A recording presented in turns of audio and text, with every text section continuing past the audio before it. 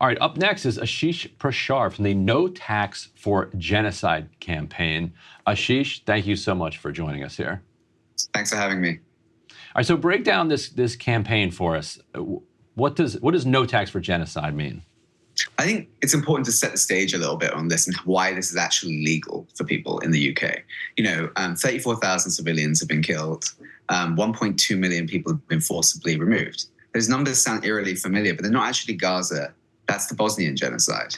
And today in Gaza, we're seeing over 40,000. We've surpassed the 34,000 number. We've seen 2 million people displaced, countless number of people injured. Israel has bombed and starved Palestinians, and the US and UK, in this case, have aided and abetted in those crimes. The ICJ have ruled it a plausible genocide, and only yesterday, I think Francesca Albanese, the UN Special Rapporteur, basically confirmed it was a genocide. And no matter what the State Department says, it doesn't feel like a reputable source right now, because they've in fact been lying for 6 months. Because we've had countless human rights organizations, scholars in this space, and even, frankly, survivors of Bosnia call this a genocide. And the reason that's important is because none of this works unless that is actually deemed a genocide or crimes against humanity. The law we discovered has power that can be used on behalf of this struggle. It can be wielded in service of this political movement and actually liberation of Palestinians. So the UK has specifically aided and abetted in war crimes. Funding war crimes is illegal, and taxation is not exempt under UK law. This campaign, which launched on the 14th of March, a campaign that's based on UK statute law, specifically, I'm not going to get overly legal about it, so I'll keep this simple, but the ICC Act, which makes it a criminal offence for anyone in the UK, person or organisation or institution to engage in war crimes or crimes against humanity. The Terrorism Act in 2000 also does not exclude taxation in its criminalization of funding of terror and mass atrocities. And that is how people can legally withhold their money. And remember, I just want to be clear, they still pay their taxes. They have to put it in a discretionary trust or another bank account, effectively, that the primary beneficiary of that is the UK government. So they're paying their taxes, they're putting in basically into an escrow account, but UK doesn't have access to that unless they do what? And how many people do you have so far who are doing this? So far, I mean, so far there has been a trial run of a bunch of people and businesses that have done this. On the pledge right now, we have up to just under 70,000 people effectively engaged in this, ready to go. The goal for me is to get up to 100,000 people, because that would eliminate £700 million, close to $1 billion from the UK's budget. And look, to be transparent, everyone's going, oh, those numbers might seem small, but the UK is not the United States. It doesn't have $1 trillion budget. It is only 60 million people, 38 million people which pay taxation. You had 100,000 knock out of that and even go as far as we think engagement will be up to 1 million, 2 million, 3 million. That's nearly 10% of the population. If they stop paying taxation, you will cripple the ability of the Treasury and the UK government to move forward in any policy, frankly. And to answer your earlier question about who's doing it already, we obviously tested this. We had a couple of small businesses, some partners who are also, I wouldn't say pro-Palestinian, who just don't want to see children blown up every morning when they wake up on their phones. They don't want to see their government and themselves participate in these actions. And we work with these businesses. They're small in the UK. They have 50 to 60 people to tell the HMRC, inform them through this process that they will continue. They don't want to be complicit. They don't want to be complicit in these war crimes that the UK is actively engaged in. They don't want to be personally culpable for these war crimes, and they don't want to collect tax that will be funding those war crimes. So they sent a letter to HMRC with all the statute stuff that I mentioned earlier on, showed up the trust that they're actually setting up to put the taxation in. And the UK would only get the money if it could prove it's no longer aiding and abetting and supporting these genocidal acts. The system, just like from the perspective of democracy, sounds like so enviable from the United States. Like being able to express your politics through removing your tax funding in this way is just like amazing. And a testament to like a really impressive organizing on your part and other people who are involved in this. Has the right flirted with this at all and said, for example, if the UK is funding UNRWA, funding the UN, which is funding UNRWA, which has Hamas connections, I'm not paying taxes because I don't want to fund Hamas. Has there been any like counter effort, or are you guys really like completely, and maybe this is reflective of where public opinion is in the UK too? Yeah, I mean, it's really interesting. It's a really good question. I think the the funny thing is, we were very specific about the ICC Act, right? I mean, because somebody goes to me, couldn't I do this for climate change? Is that not a mass atrocity? Could I not do this for, there's so many reasons you could possibly, the language around the ICC Act really was designed to stop war crimes, to stop genocide, to stop what we're seeing in Gaza and what's happened in Bosnia and Rwanda and everything else around that. So we've been very specific about why you couldn't do this around everything out there. And then also terrorism, it's complex, right? We put people on the terror watch list. We, the United States, the UK, even Europe, but not everyone sees every organization as a terrorist group. So Hamas in of itself, you don't have to speak to just me, but the guy who negotiated the Good Friday Agreement between Northern Ireland, UK and Ireland, Jonathan Powell, Hamas is not recognized as a terrorist organization to about 160 other countries. Right. It's literally, to lack of a better term, white countries in Europe and the United States and Israel. So it's complex, right? When you have like a genocidal act that's been enforced by, and that's why those rulings are really important. That's why the plausible genocide, which is effectively genocide by international standards, and having Francesca Albanese's report to the UN, all enforcing the fact that this is a genocide, really makes this possible. It's really difficult when you have an individual act. You can have an act of terror, and you can have an act of violence, and say, well, that's done by a terrorism organization. Surely I should be able to remove my funding from this right now. And it's, you could argue, and that they're freedom fighters for some reason. And you could talk about how people felt of the IRA in Northern Ireland, and whether they're freedom fighters and not terrorists. So it's complex there, but that's why all those other rulings are really important to make this possible. And it really doesn't matter what the US and the UK say if the top court, which by the way they fund through the UN, is making these rulings. What's the effect been so far on the politics back at home, if any? We haven't had a direct response. I definitely know that they are worried. We've had a bit of a blowback from, I think, government tax people who've gone on air in the UK to say, this is not legal, and the interesting thing is here, they've sent accountants out to do this, right? They've sent tax experts. There's no tax person that you work with that's going to recommend you do this. This is based in international law. And the problem with tax lawyers and tax specialists is they don't understand international law. We're using laws that are written by the UN and The Hague, but also your laws that are written by the UK government to address terrorism, to address war crimes, to address genocide, to do this. We're not using tax law. The only tax part is the trust. The fact is we're saying you can withhold all your funding because it's in international law and our own domestic laws, the ICC Act and Terror Act, that say you are culpable right now if we're supporting this. And I think I feel like they've approached this wrongly. Have an expert who is an expert in war crimes and an expert in international law to call this illegal. Have an expert who understands the Terrorism Act to call this illegal. They haven't been able to muster that yet. They've only had accountants basically go out there and say that. And no accountant is going to tell you, Ryan, or anyone on the show that you should withhold your tax. Well, I was just going to say, to ask that question about how this the success of this reflects on where public opinion on the war is among people in the UK. Do you see the success of this as being a reflection of, kind of what we were talking about earlier in the show with Ryan and I were talking about what Donald Trump said about Israel's public relations problem. Do you see this as reflecting real deep fissures in public opinion about that question?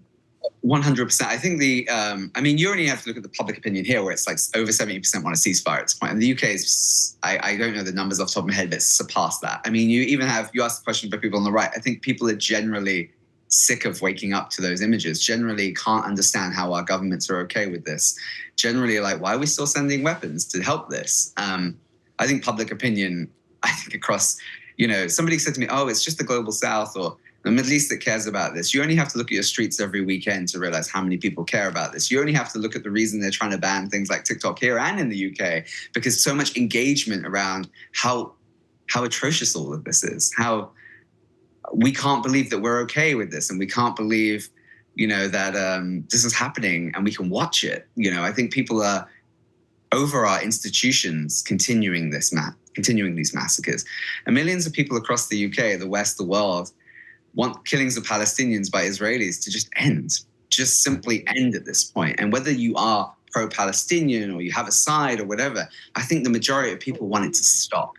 And that is something you can't, I think most people agree with, right? Like you're seeing people who are like not even engaged in Middle East politics, not engaged in Palestinian liberation out there going, look, I don't want kids that look like, that could be my kid, bombed, shot, or starved.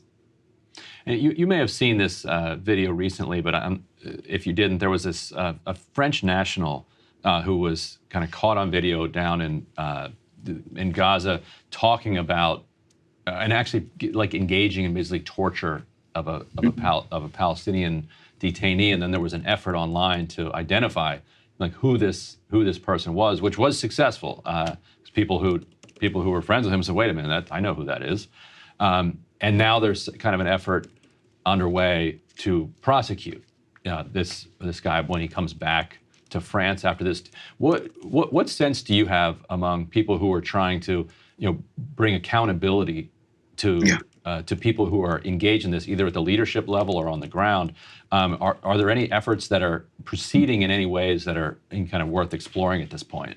Yeah, and the interesting thing about that is that obviously, we're working on something like that, which we'll get into, but I think the public don't want these people coming back and being that teacher of their kids. The public don't want these individuals to sit next to them in the office. The public don't want to engage with these individuals who've killed children and celebrated killing children, who've tortured other human beings, and just sit next to them in a coffee house like nothing changed and talk to them.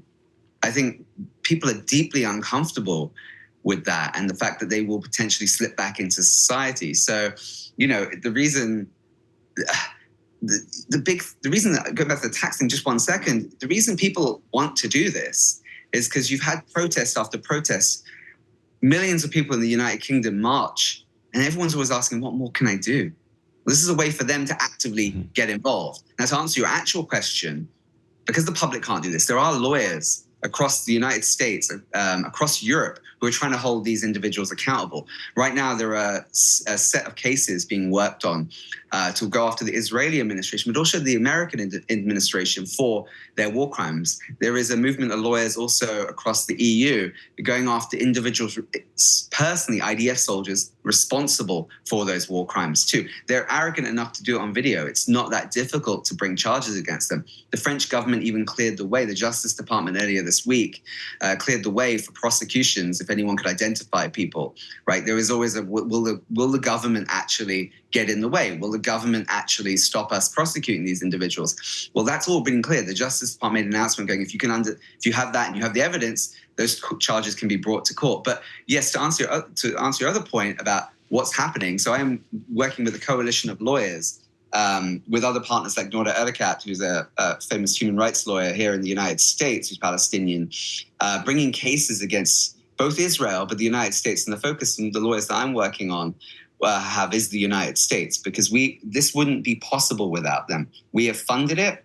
We have literally sent cash, just cash. We have sent all the weapons that have been used for this genocide. The amount of weapons Israel has used, they'd be out of bombs in a week if we weren't continuously restocking that.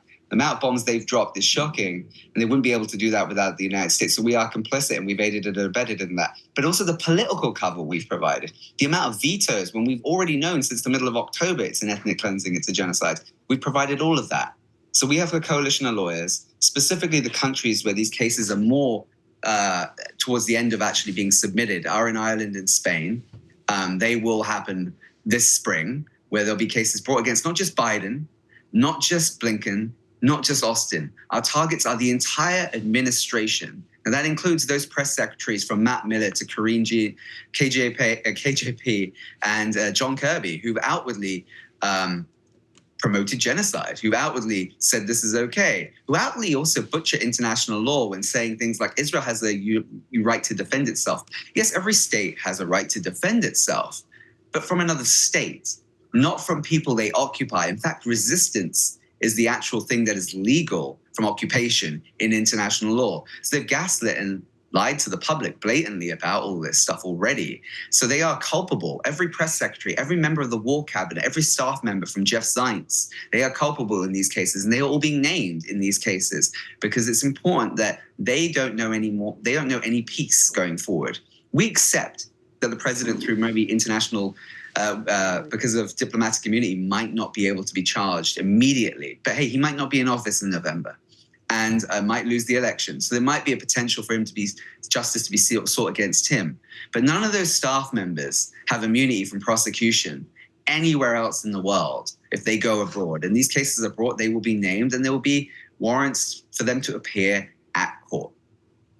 And Ashish, last question. You personally, you've had an interesting journey to this place. You worked in some conservative circles in Britain. Worked for Tony Blair when he was Mideast envoy.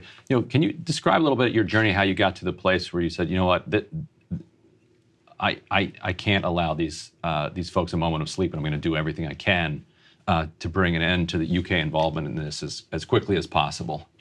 Yeah, honestly, just being taught what horrors like this are. Like, I think we do a disservice to our education system by not teaching things like, we want to talk about the Holocaust? Yeah, we teach it properly in the UK. And we're taught that this should never happen. We're taught that we shouldn't indiscriminately watch the massacre of children, babies, grandparents.